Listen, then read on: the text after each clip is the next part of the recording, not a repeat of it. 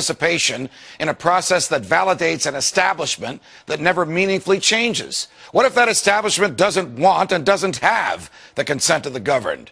What if the two-party system was actually a mechanism used to limit so-called public opinion?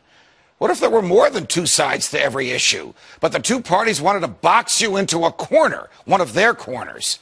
What if there's no such thing as public opinion, because every thinking person has opinions that are uniquely his own?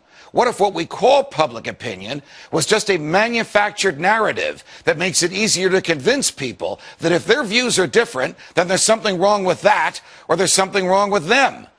What if the whole purpose of the Democratic and Republican parties was not to expand voters' choices, but to limit them? What if the widely perceived differences between the two parties was just an illusion? What if the heart of the government policy remains the same no matter who's in the White House? What if the heart of government policy remains the same no matter what the people want? What if those vaunted differences between Democrat and Republican were actually just minor disagreements? What if both parties just want power and are willing to have young people fight meaningless wars in order to enhance that power? What if both parties continue to fight the war on drugs just to give bureaucrats and cops bigger budgets and more jobs? What if government policies didn't change when government leaders did? What if no matter who won an election, government stayed the same? What if government was really a revolving door for political hacks bent on exploiting the people once they're in charge? What if both parties supported welfare, war, debt, bailouts, and big government?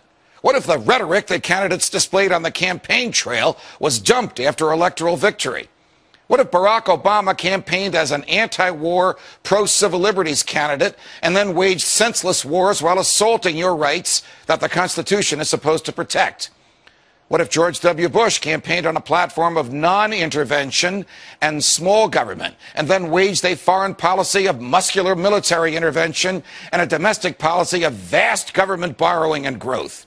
What if Bill Clinton declared that the era of big government was over, but actually just convinced Republicans like Newt Gingrich that they can get what they want out of big government too?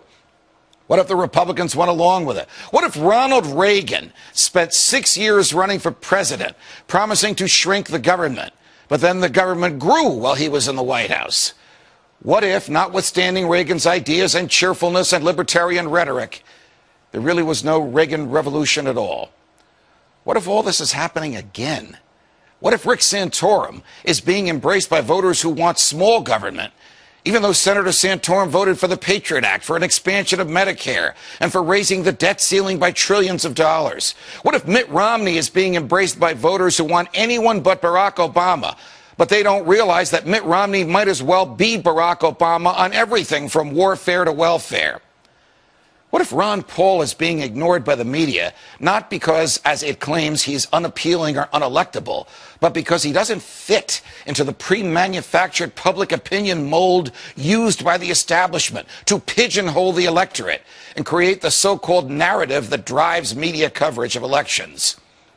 What if the biggest difference between most candidates was not substance, but style? What if those stylistic differences were packaged as substantive ones to reinforce the illusion of a difference between Democrats and Republicans? What if Mitt Romney wins and ends up continuing most of the same policies that Barack Obama promoted? What if Barack Obama's policies, too, are merely extensions of those from George W. Bush? What if a government that manipulated us could be fired? What if a government that lacked the true and knowing consent of the governed could be dismissed?